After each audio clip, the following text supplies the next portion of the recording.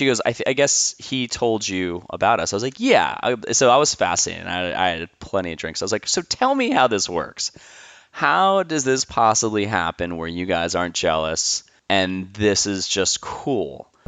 You're alone again. I shouldn't be thinking of you, thinking of me. I know. Greetings, everyone. This is Mike, and this is the Daily Bread weekly podcast, the daily weekly, the weekly daily, the weekly bread. That's it. I'll eventually get that right. Today I'm going to talk about the time that I hung out with an open relationship couple. So prior to that, I'm going to just do a quick mention. If you want to buy hand-drawn prints, you could just go on my Instagram and just let me know which one. It's a pay what you'd like, and there's a link there. So I do either a 4x6 or a 5.5 by 8 print or size prints. So if you are interested, just go to Your Daily Bread, BRED, on Instagram, and you can look through all the ones I have. So the best way to do it is to find the one you like, hit the little airplane icon and send it to me and say, I want this. And I'll say, great. Did you pay for it? And you'll say, how do I do that? And I'll be like, go into my account on the top of my profile and click it. Click the link. It says like Daily Bread /links. And then there'll be a button that you can go to send money with PayPal or Venmo or credit card, whatever you want to. So if you could do that, that's cool. And now I'm going to get to my story. So I've been in Raleigh now for it'll be 5 years in January. I moved down here January 3rd, 2016 after traveling the country for almost a year. And I got back to Jersey. I cut the trip short because my buddy of mine was getting married and he asked me to officiate it. And I thought that would be really cool. So I went and did that on New Year's Eve, 2015, which is kind of a cool way to end the year, really, since I sold everything in March or in February. And then I started traveling in March for that year. So it was kind of neat to join my buddy in marriage, which was basically the reason why I went traveling, because I got divorced. Now that I think about it, it's kind of contradictory. So, but it was cool being up there and officiating a wedding and giving my take on marriage, which was interesting, which kind of leads into this story, actually. So I started living here in January, and I was going through a really rough time. I was still trying to figure out how to not be so fucking angry and depressed, which I eventually figured out that June. And I don't know when. I think this happened at the end of this year, I believe, or right in the beginning of 2017. So it was a cold night on a Thursday, and I was completely burned out. So I've worked for myself since 2006, which will be another podcast episode to talk about how I've done that the whole time. And there's a point where you're working for yourself that you have to wear all the hats and you get very burned out, especially if you're struggling to make money and you don't really like what you do and you're really depressed. So all those things were kind of like the perfect storm. So it was like a Thursday, and I think it was about 3 o'clock. And I have been known, not by people, just me in general, my actions are known to myself where sometimes I'll just completely shut off at like 11 a.m. if I'm not busy and I'm just kind of burned out, or 2 p.m. or 3 p.m. And when things weren't closed like they are now, which in Raleigh, not a lot of things are, there's a lot of things open, but there are some spots that are just bars you can just go to and just sit down at like 3 o'clock or 2:30 on a Tuesday or a Monday or whatever and just start drinking a beer and bring a journal and just kind of write your thoughts down to get it all out. So this Thursday, I remember I was just completely burned out, and it was like 3 o'clock, I think, and I took a walk up to a main street in Raleigh. Now, I just want to make it very clear that this isn't going to be like, I'm not going to mention names. It's not, I'm not going to put anyone on the spot like that. So if the people who were involved are listening, like, don't worry, I'm not going to blow up your shit. I'm just going to tell the story. Not going to mention places and things like that. So I was kind of a roundabout way. So I was at this bar, and a guy I knew was walking by, and he spotted me.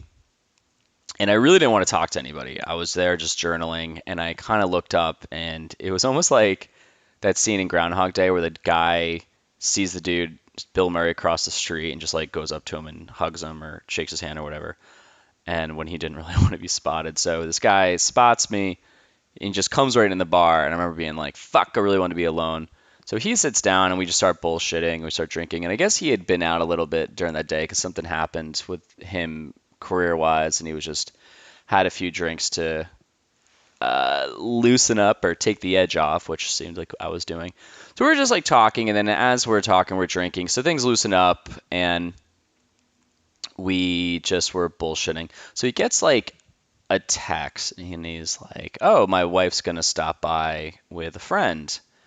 And I'm single at the time, which I am now too. And he was like, he's like, oh, she's bringing a friend. I was like, oh, is she cute? And he goes, and I think it was like, yeah, or something like that. So I was like, oh, okay. You know, I'm a single guy. I'm on the prowl, you know, whatever. And they're showing up, and I forget when this was all brought to my attention, but I think his wife shows up with her, and they say hello, and I think they go to use the bathroom. I could completely be fucking this up. I'm trying to think about how I asked this question. Because somehow she had mentioned that her husband was something was going to meet up later or something like that, or she'd meet her husband later. So they walked to the bathroom, and I was like, I thought you said that I was like, I thought you were kind of alluding to the fact that your wife was bringing a friend, like single. He's like, let me tell you a little something about us. He basically was just like, we're in an open relationship. Like, we've been like this for 10 years, and they're married. And prior to that, when they were dating, they were in an open relationship. And I thought that was interesting. I was like, okay, so explain to me how this works. And he's like, well, you know, I kind of go out sometimes and just do my thing, and she does her thing, and we both have our main, what would be base, I guess, is her house. I don't know how I really could word that better, but her home base. They're like, you know, and then we come together and we love each other, and we get that physical part of the way, but we still have our own physicalness, and we're married, but we can go do these things. And I was like, okay, interesting. Now, if you have ever gotten divorced, your views on marriage completely get skewed, because prior to that, I was very just, I don't really know. It was like, I was kind of like, you know, you get married to someone, that's your person, that's who you're with. And then when you get divorced, it's like you kind of, all things go out the window because you're so pissed off that you're just confused that what you thought would work didn't work. So I was like, okay. So when I got divorced and I was traveling around the country, I was having not open relationships, having open conversations or conversations with people. You get viewpoints from everyone else on how they live their lives.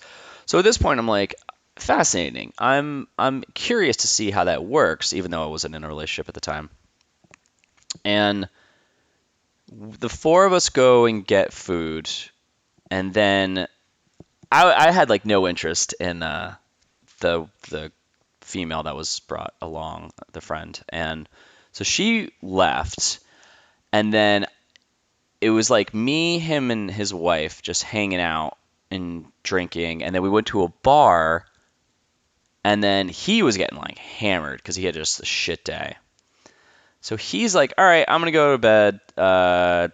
You guys hang it, you know, I'll see you later. So he leaves, and I'm like, okay, am I being set up here to kind of, is there's like, not being set up, but he was just like, okay, I'm just going to leave. You here with my wife, and you know that we're in an open relationship, and we're basically swingers. So it's like giving someone that information and then bouncing, and then leaving them there with your wife. You're kind of thinking like, you obviously know that there's an open door here where I might be like, hey, so let's hang out. So he leaves, and me and her are just bullshitting and talking, and I was like, all right. So, and she goes, I guess he told you about us. I was like, yeah. So I was fascinated. I had plenty of drinks. I was like, so tell me how this works. How does this possibly happen where you guys aren't jealous and this is just cool? And she was like, well, you know, like he does his thing. And I don't want to give too many details of like how they do it, but like he was more of an extrovert. She was more of a like likes to chill at home kind of person. So it was like he would go out and just kind of do his thing, and I guess he had massive like mad game, and she would more like hang out with one person here and there as kind of like the go-to. So I was just like curiously asked about this the whole time. So then she was like, "Do you want to get another drink and come over?" And I was like, "Absolutely." So we go back to their place. He's like passed out in the bedroom, and we're just like talking on the couch, and we're talking more. And there was like, I guess like some flirting going on, but I mean, I was just kind of like, I don't really know how to handle this. Like, I was just like, is this cool? Like, is this guy gonna come out and kick my ass if we're like hooking up on their couch or something?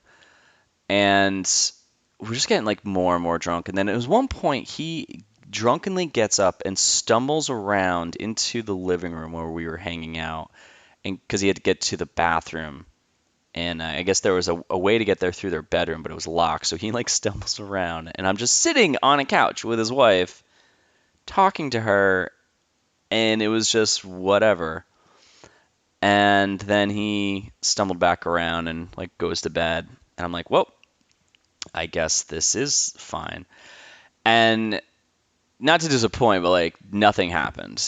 I was just kind of like, I just got like really drunk, and I was like, okay, so, and I think she kind of kicked me out actually, and I remember like I didn't even try to get her number, which I think the next day I was like, shit, I think I should have gotten her number to been like, fuck it, why not?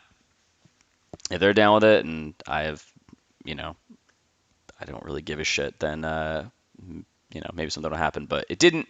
Never got in contact with her again. And I think that was like the last time I actually saw him around town, which is funny because it's a very small town.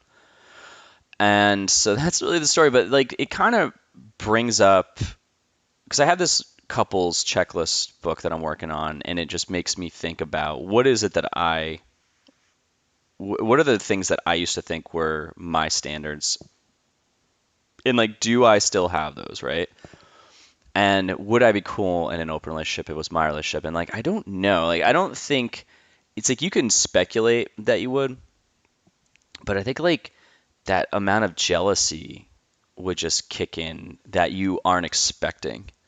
Because like you could say you're down with that because like, oh cool, like, well, if you get to do your own thing, then I get to do my own thing. So let's go do that. But I think I just don't think people are normally built to just be cool with that. But with these two, I mean, they were together for 10 years, and apparently like her parents knew. Like she was joking about that when we were talking. She's like, yeah, like my parents have known this whole time. And I think like maybe that's, I mean, it's not maybe it's fine. For them, it's fine. It's, for me, I'm sitting here questioning it on a fucking podcast, and I'm about 13 minutes into talking about this shit. Like, really having a dilemma if I would be able to handle that. And they can do it totally fine, and they've been together for so long. So maybe there's something in there that works, but like, I don't know, man. Like, I don't know if subconsciously something in me would just get super jealous or be pissed off or something like that. So, but it is something to think about. And it's interesting to have that conversation with the person you're with and be like, what would you want to do? Because I think I think like a majority of couples, there's about, a large percentage of shit that you won't talk about. And I think that's stupid. I think that you should, even if it's, you have the conversation one time and you both agree, they're like, nah, like whatever the topic is.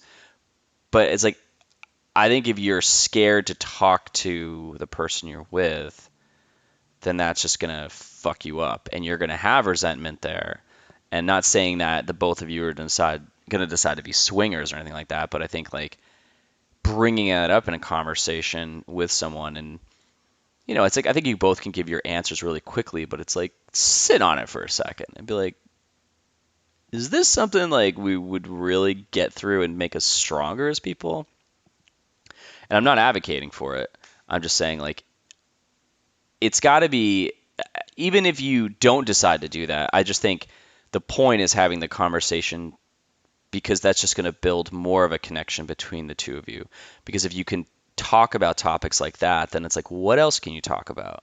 Like, how strong is your bond where you can talk about even something more crazy or more crazy, and then you find out where the two of you are on the same page or not on the same page, and if you are choosing to be together for the rest of your life, like you kind of want to know these things without going like, wow, I really didn't know that person and now I'm dead, or that person's dead and I never really knew them. Because I found out a lot of things about my ex-wife when when she left. And I was very surprised because I was like, oh, that was a hold door that I didn't know all that shit was hiding behind there until it was opened. And then she found out who she was afterwards in many ways. Um, because I think that door was like trying to get open and the pressure was so intense that that can drive people crazy because they're not truly being who they want to be. Um, I think there's a lot of things I figured out about myself, but there's always things you can figure more about. I don't know if that's worded right, but I think that I don't know. Would I be down an open relationship? I don't know. I don't really. That's not like on my top priorities. Am I open to talking to someone about with conversations?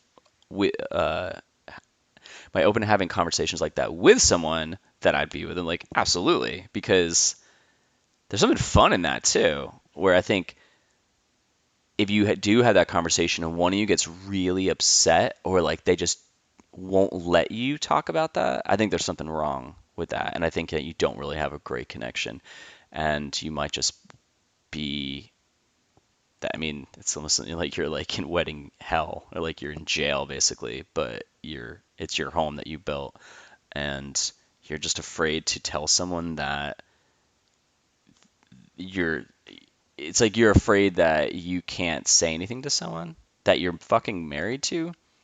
I think that's ridiculous. So I think that more people should have really in-depth conversations. Not gonna say it's gonna be easy, but like when something's on your mind, you should be like, I'm gonna say this, and just fucking put it out there. So that's what I want to talk about today, and it was very interesting. I wish the story might have been, well, I wish not have been. I wish the story could have been a little bit more crazy, and I was like, and I ended up hooking up with his wife on the couch. And it was like completely cool, and I was just basically banging a married woman for weeks or months. But that didn't happen, and I'm fine that it didn't happen because it's like I don't really get any points for just quote unquote cool things like that. So, but yeah, so that's it. Go check out the Instagram if you aren't following. It's Your Daily Bread, BRED. Daily Bread's the name of the comic. My name's Mike. And these are my podcast episodes that I put out weekly about my life. And if you feel like sharing it, great. If you feel like subscribing to this podcast, awesome. If you want to give me some ratings, that's awesome. And if you want to write, if you like the podcast, then that's cool as well, because those things help more people find these things. But that's all I got to say. So go enjoy your week, and the next time I will be talking will be the day after Labor Day. So we'll reconvene then.